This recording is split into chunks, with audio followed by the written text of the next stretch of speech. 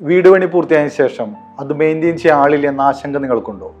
വീട് പണി കഴിഞ്ഞ് താക്കോൽ കിട്ടിക്കഴിഞ്ഞാൽ എല്ലാം കഴിഞ്ഞു എന്നാണ് എല്ലാവരും ചിന്ത. പക്ഷെ ശരിക്കുള്ള പ്രശ്നം തുടങ്ങുന്നത് അവിടെ നിന്നാണ്.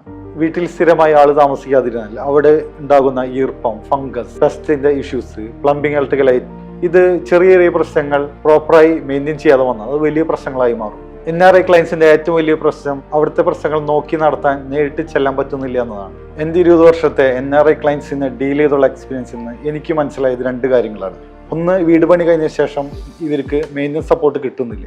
രണ്ടാമത്, മെയിൻ്റനൻസ് സപ്പോർട്ട് ഇവർ എടുക്കുന്നില്ല എന്നുള്ളതാണ്.